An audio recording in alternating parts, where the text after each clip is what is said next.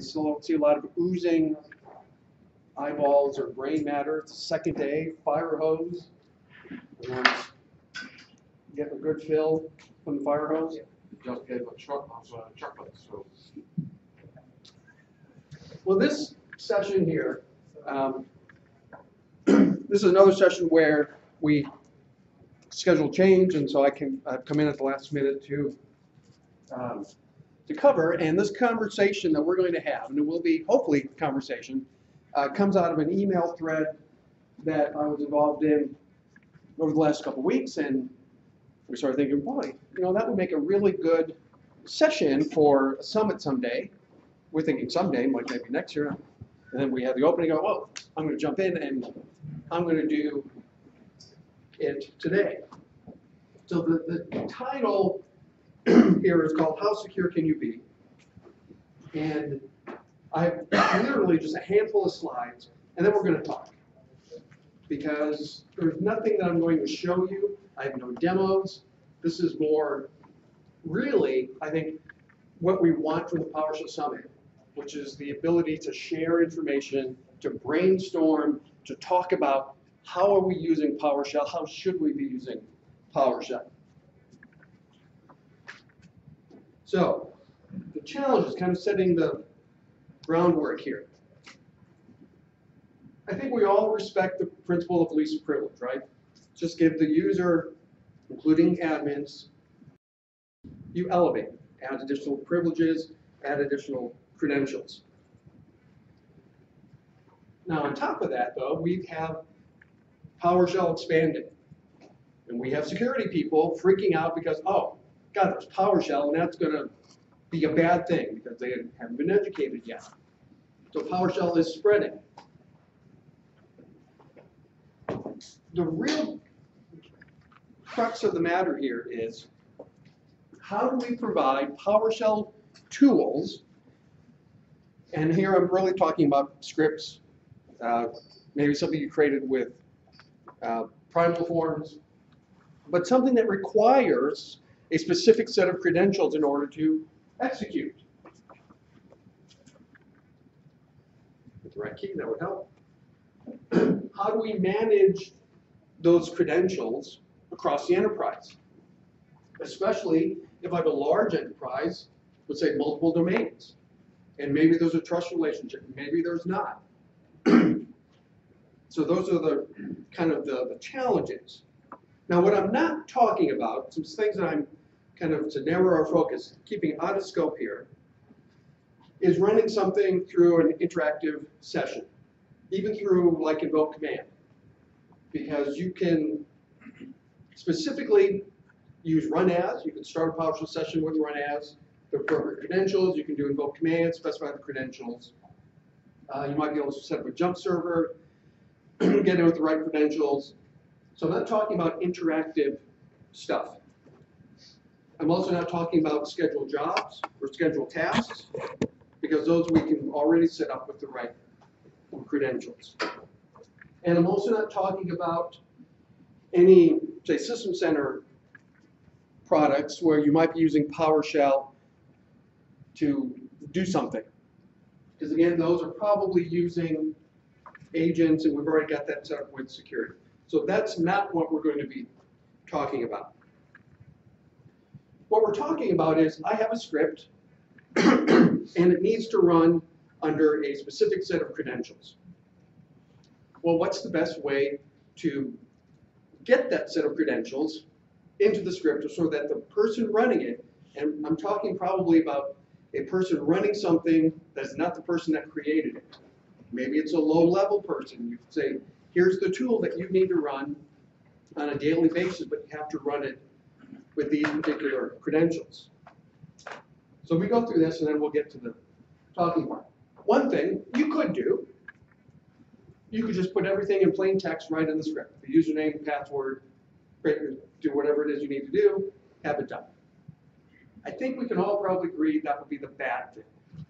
You can do it, so I'm just saying what your options are. You could prompt the user for credentials, right? Read host. Or if you're doing something with a GUI create an input box and prompt them to put in their credentials. You could take the credentials, still put them in the script, but maybe obfuscate them in some fashion. You could encrypt the credentials. There are lots of ways to do that.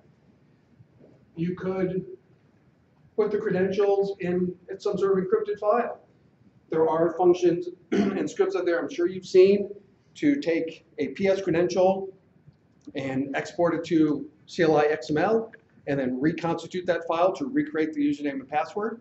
That's certainly an option. Or whatever other encryption tools that you might have available to you. You could package the script as an executable.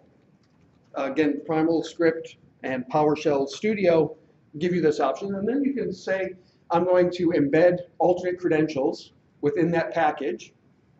Now, this is not going to prevent a sophisticated user with the right tools to discover the password. Actually, there's probably a limitation to all of these, which is kind of what we want to get to. Or another option is to use a constrained endpoint with the run as option. What it really comes down to, and this was kind of where we kind of left off our email discussion, was it's a trade-off, right?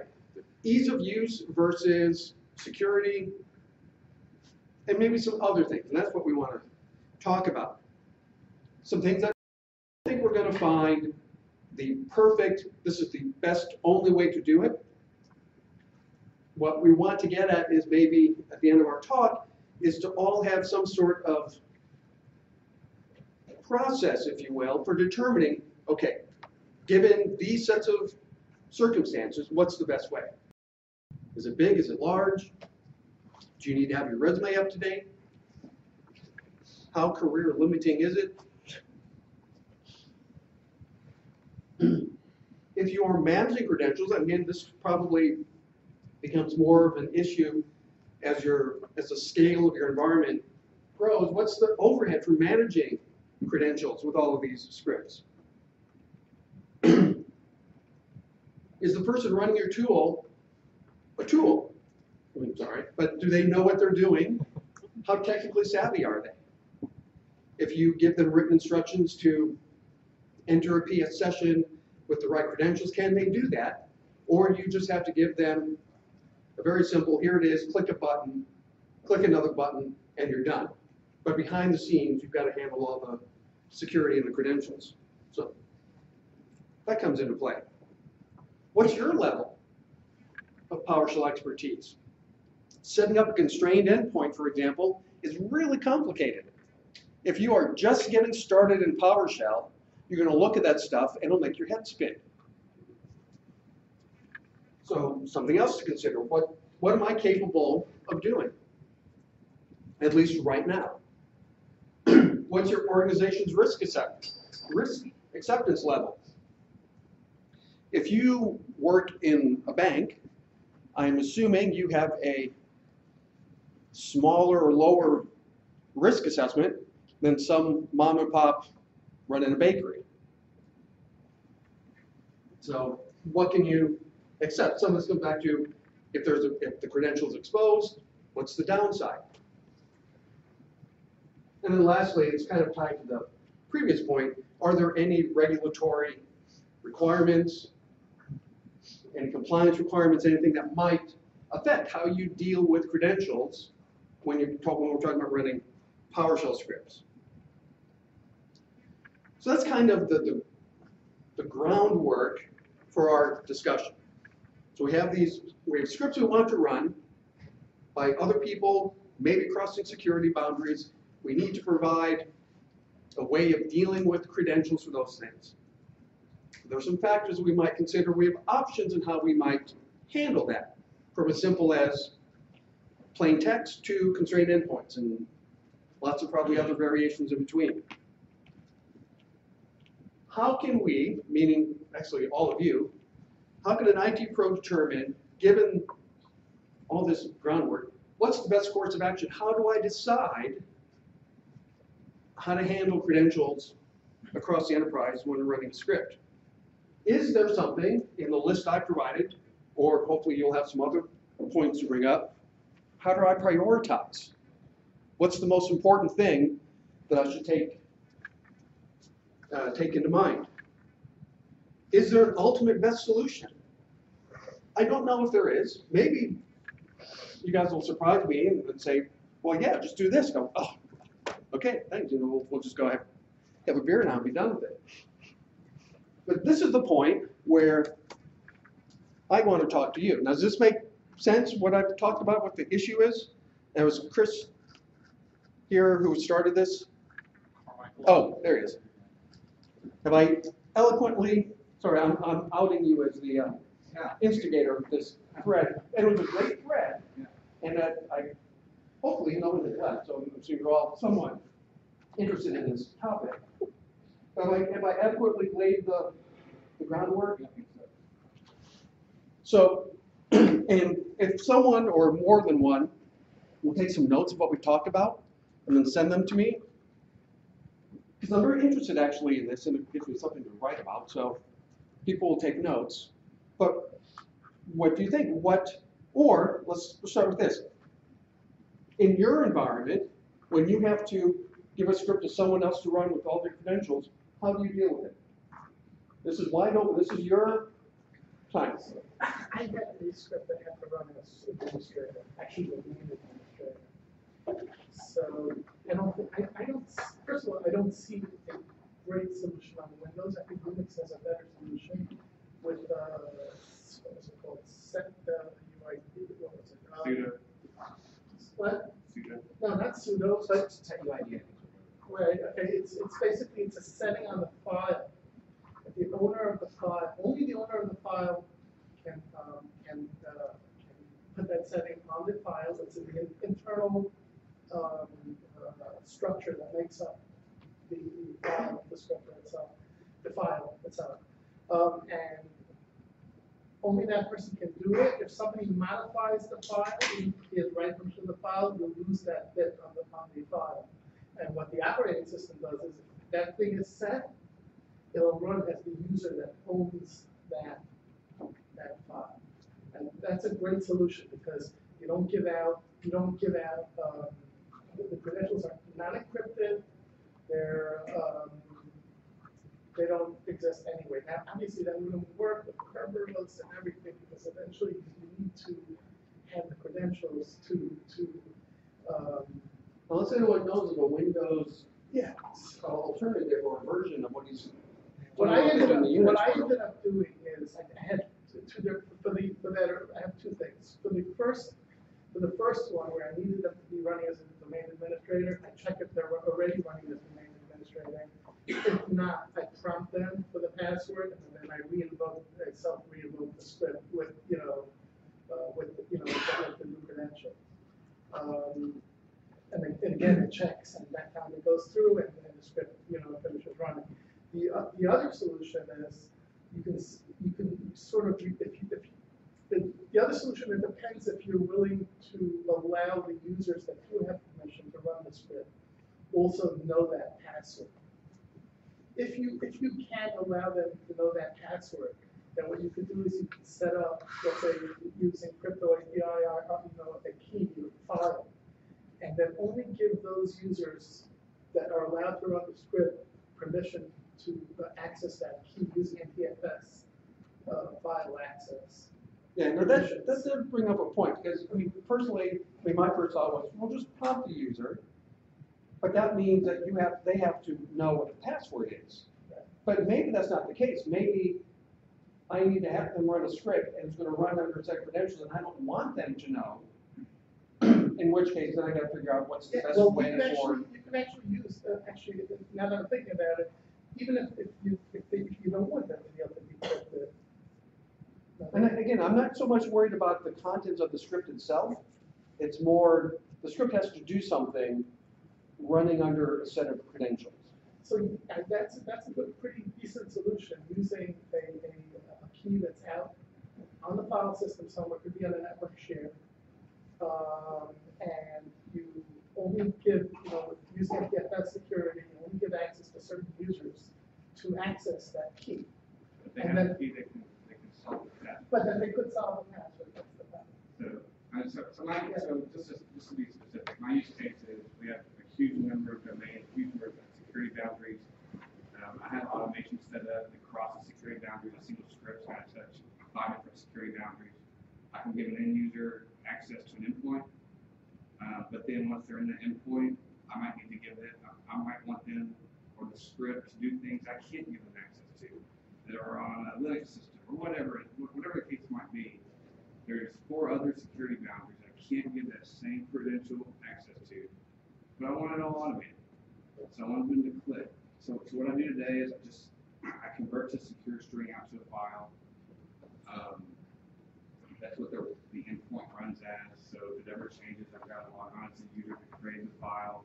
That the only, by default, the only account that can decrypt that file is the same account that created it on the machine it's created on. That's the best I can come up with. That's probably the best. But I don't know is there any better? Because like some people are like, store it on disk. That's probably a bad idea. Well, but it may not necessarily be a bad idea. That's what I want to get at. At what point maybe does that become the best solution? And I'm Because, looking for the something better. perfect, It still has issues, somebody could change the script, or copy the script. They can't touch the script. It's a straight endpoint. So all they see is the Oh, function okay, if back. you're dealing with constraint endpoints, then why don't you just have why don't you set it up with a user? Set up a credential. That one user can't have access to all I the think in that decisions. situation, I'm setting up with a whole chain of constraint endpoints for each security situation. So, say the user they connect to a constraint endpoint, and that has a run as agent 1. And then agent 1 can connect to the other endpoints where it has to run as with that environment. They're all constrained just to that method that can be run with that constraint endpoint. Yeah. But then you have storing classes anyway, you're not dealing with who can access them. But you just right, gotta that's what I'm saying. Now I can already sense there's some people like, what? So, but, and that's one of the things we have to figure out. Okay, that is certainly viable, but the complexity level is way out there. So if you were new to PowerShell, you're wondering, what is he talking about? The trade-off is complexity and how Exactly. complex your script, how many points you need to have. The How do other you trade-off set that I have when I set up these environments is, it's complex to set up all those sessions, or all those endpoints to the script. Who runs that? Well, let me ask this. I think everyone now has a better idea of what we're talking about. I want to kind of get at kind of a checklist, a priority, a flow chart, decision chart. So what would be the first thing that you would probably want to ask yourself to determine what the best approach is? Can I regularly change the password? Or how often? And how many manageability? Right, because that comes back to what's the overhead? Like in your scenario, if that password has to change every week. Why would it have to change? If the only people that have access to the password already have access to the password. If you've got some policy, some corporate policy that says, add password has to change every week and. Okay, that would be pretty complicated. All right, so I've got someone, Jeff saying that I want to know, how often, what's my management overhead for dealing with I think that? the first question is to identify all the resources that have to be accessed. And that's the first thing. So identify what I need to have access to, what those credentials need to be. Just as you're done with all, right? Can I get the universal solution? The answer will be everything. Also, Okay, and full control. you discover those things as problems come up, right? So you have a problem that you want to automate that's really, really manual, that's consuming crazy amounts of resources of people that are making, 6 figures. You want to push that down the stack to people on the service desk or even end users so they can do their job. You discover how many boundaries as you write it. And sometimes it changes, sometimes, when you integrate more and more systems, you add more and more boundaries. I mean, in the perfect world, it's all one big core is and everything's Windows, and that's fine. In a slight aside to a password change, does anyone know PowerShell and won't support the kind of service plans. That'd be switch as it is. Peter, questions? Jeffrey, one of the things that you need, if you're in, you gotta take into account what's your domain look like. If you're in a really complex scenario like you've got, then you probably got as close to the best solution you can. But if you're in a single forest, where you have trust between the different domains, then your problem, and you're all in, like I say, a Windows environment, then you don't need to solve this problem. What you need to do is use delegation administration wizard and give the account that's going to, the help desk account, access, give them rights, permissions, privileges to do the job they need to, and then they just double click it, it runs, and goes away. That's not always possible. I know it's not, but if it is possible, that is the best solution. Yeah. What you've got, is a situation where, you're probably doing about the best you But can do. even in a Windows environment, I can't give a user access to restart application full IS. I mean, a lot of Windows permissions aren't fine grained enough to do that. And then it's a perfect, option if you want to delegate anything that requires.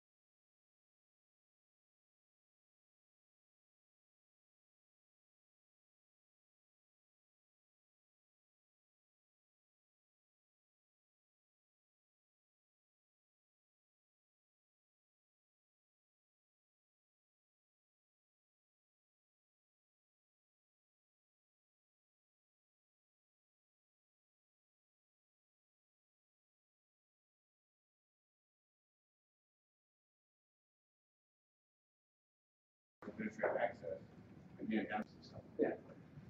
But I'm assuming a lot of you budgets are, They they blew the budget same year, so.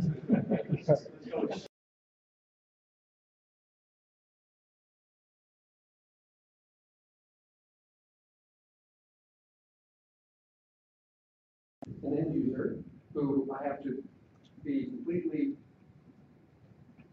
hand off as simple as possible. You might have to put a GUI in front of it. Right, or is it Well, gonna it's not be, learning how to do now, so the GUI in front of it.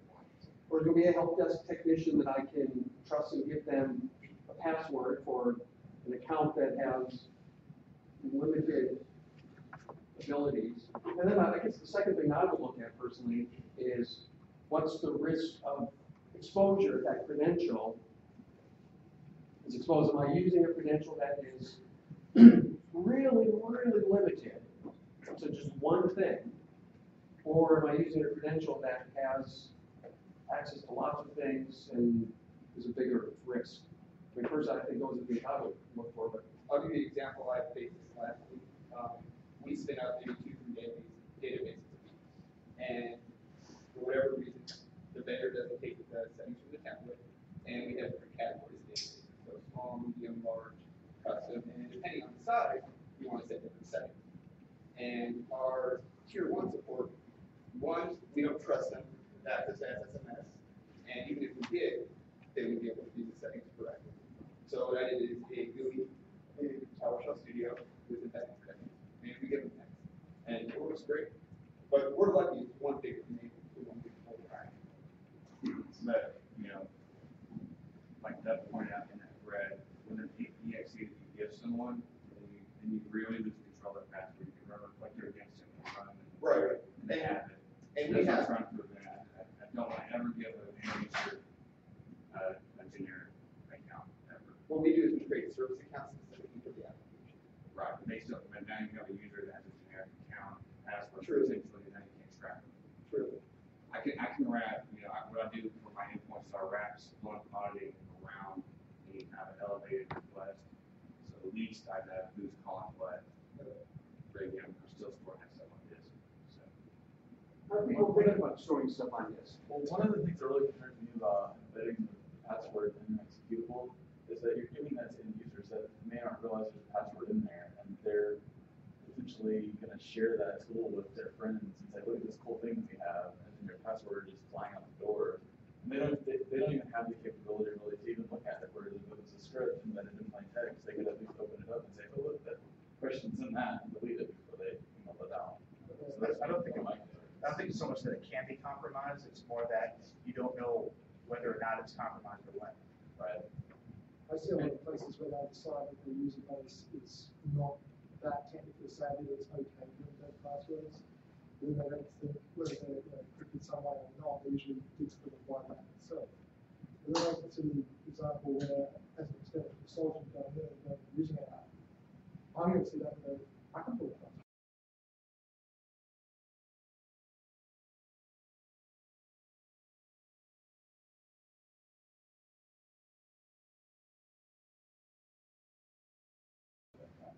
I might have been there for using, if it checks, only certain people can access it.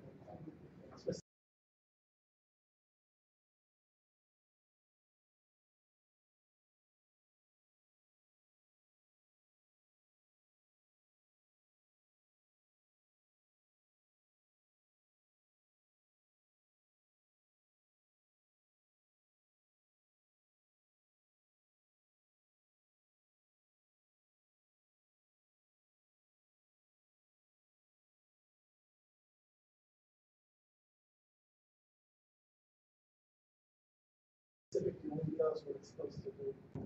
The specific domain user is running the IIS tool. That's a specific domain user. And it's supposed to use the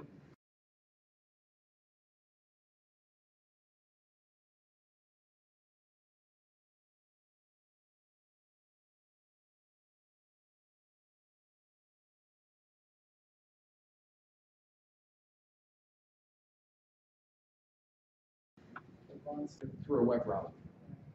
The real magic comes on the back end. And again, that's the trade-off, because that's a little more complicated to set up versus just handing someone the script, and in the script it reads a file, maybe it's protected, with a nice strong hackle that the credential has been next to CLI XML and they import. I mean, well, maybe that's acceptable.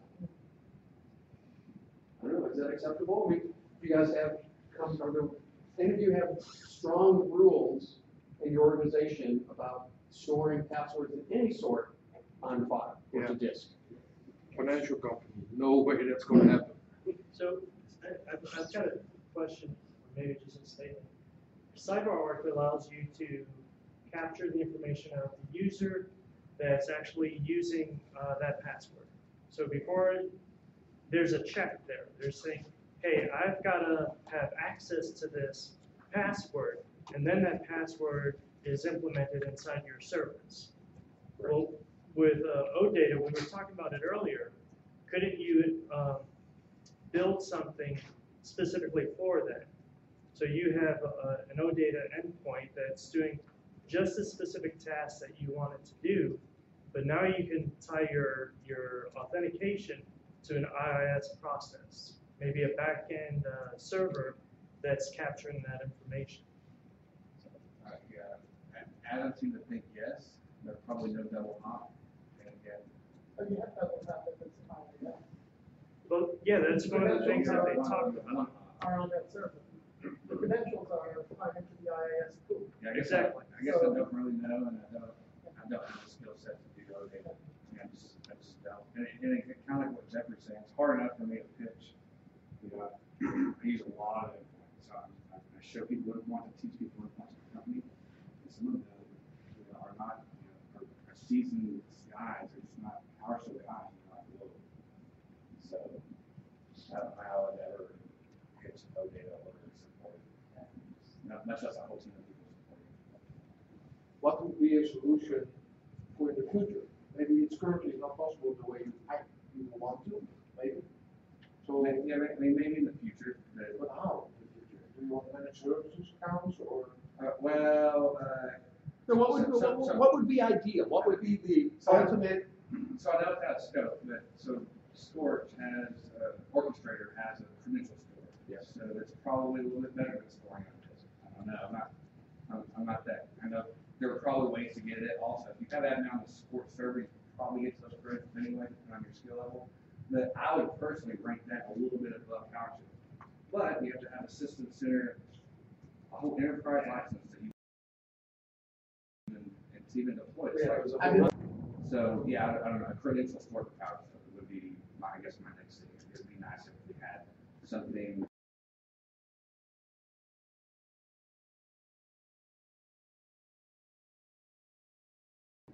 Plug our scripts into. For PowerShell, it took up ID. Yeah, I mean, like, it's what the other.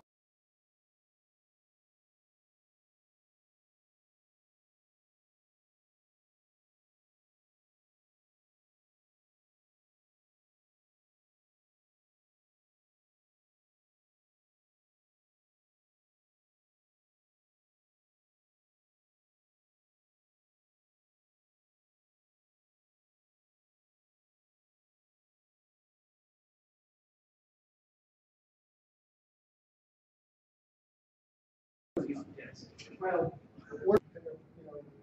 right. There just has to be another way to authenticate.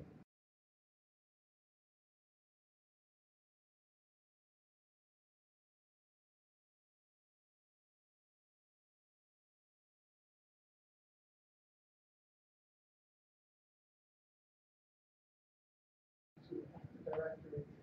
So it's something, I think it's something in Windows that has to change in order to be able to better support the scenario.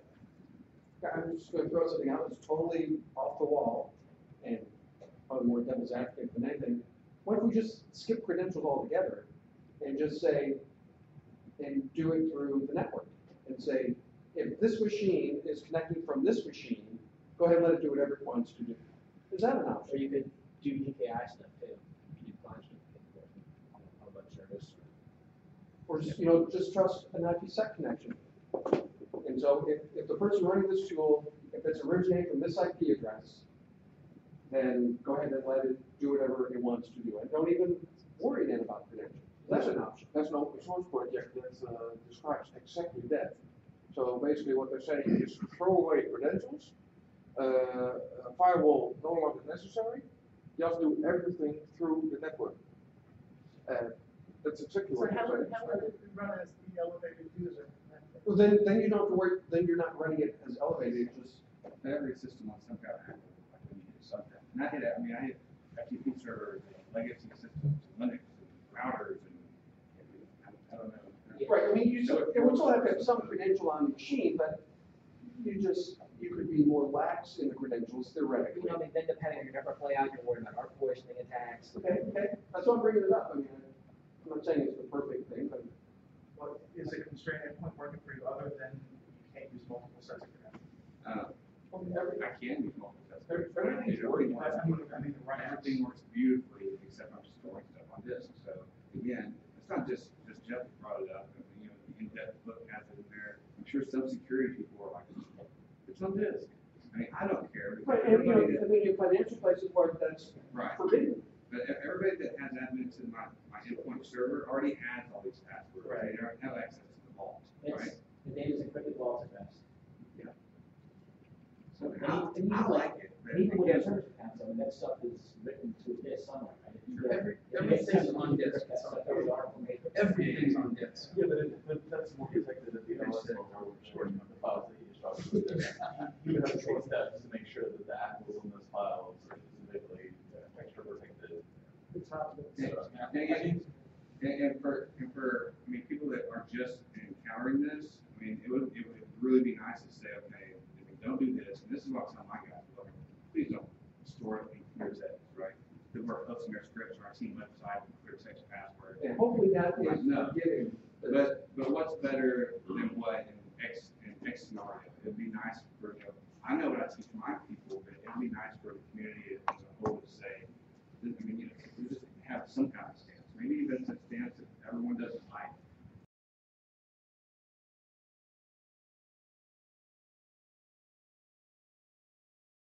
Just to say, here's the Everyone, secure it using all user that's running the endpoint secure it.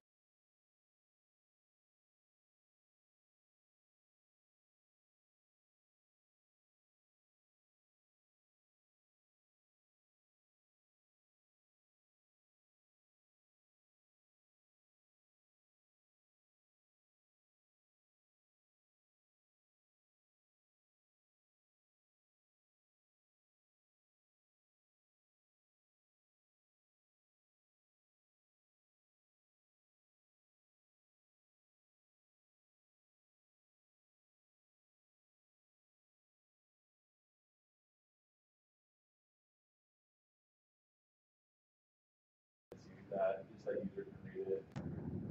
Yes, on that same box. Yes. That user is- provides guidance and endpoints, we have the tools to be able to do it.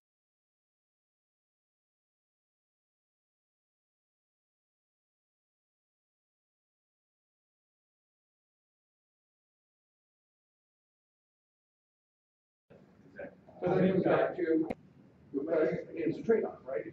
I mean, the whole thing, our entire jobs are trade-offs, right? Every day, what am I gonna do, what fire am I gonna put out first, and what's gonna wait, and, I mean, for a lot of my career, I've been trying to figure out how to delegate stuff down the stack. So a lot of what we do is not hard. It's just, again, fine grained security controls aren't there, haven't been there, might not ever be there. So when I saw the whole endpoint thing come out, this technique, I'm like, oh, this is perfect. But I mean, is it? I mean, I don't know what I'm talking about. Are you using the V2? Moving from V2 to V3 for one ass is going to I think it's a little bit better. If you're grading, then I think that's a little bit better. Right. But again, if I have to hop over 3 other security something is. Well, that's what I was going at with that, because right now we have that endpoint with RAD 1. I'm wondering if that was stored as like a store where you had access to different sets of credentials. I don't know that. I think it works like services do. I don't know where that's. Yeah, it's just like a, Schedule task probably. yeah. well, I didn't think we were, we weren't gonna solve this problem. Hopefully, this maybe got you thinking about some things, maybe you hadn't considered before. What I'd like someone, or if not all of you, to do, if you want to carry on this conversation, is to start a thread in the forums on PowerShell.org and continue and add our 2 cents and our collective ideas and things that we're doing, links to third-party tools. I think this is, or is it just me and Chris, is this an issue that maybe some of you aren't affecting now, but you will be facing, or was this talk worth your time to hang out and not consider? I have a question about the crypto API and the accepted solution at the moment. I believe Lee Holmes talked about it in his book, if I understand the current solution right now. What exactly is the downside to that? Just for the fact it's on disk. Yeah.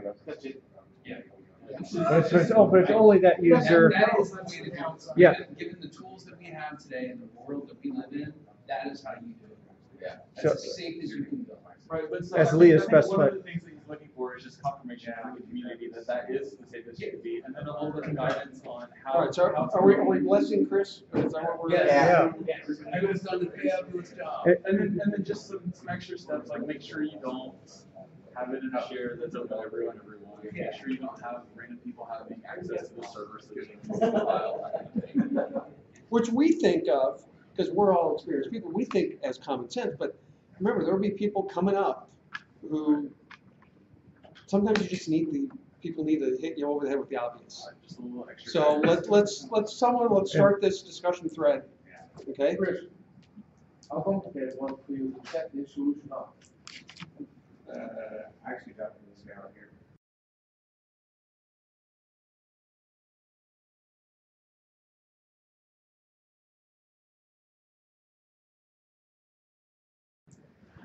How complicated was it? He helped me out with my first constrained endpoint. I set it up. I was like, oh, this is easy. And I went to a new company last June.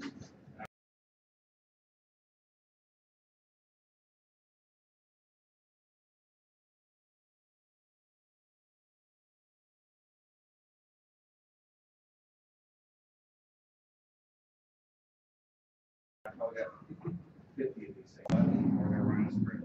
But for newbie, isn't it difficult? I don't think it is. All the constrained endpoint is a block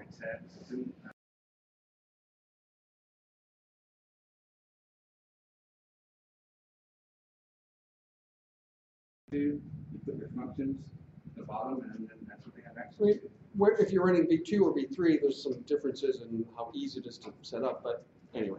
So, I want, Real quick, let me just interrupt. Those of you who are on the store. right, I'm just wrapping up so they can go do Yeah, that. you got about 5 minutes. Just meet scripting right from the shell stop here. And anybody else who wants to stay, you should chat. You're more welcome to join. You got a few minutes. It's okay. It's okay. They're not gonna leave without you. Get out! Get out now! What I meant when I said you got 5 more minutes. You got 5 minutes, yeah. So I thank you all for participating. Hope you found it useful.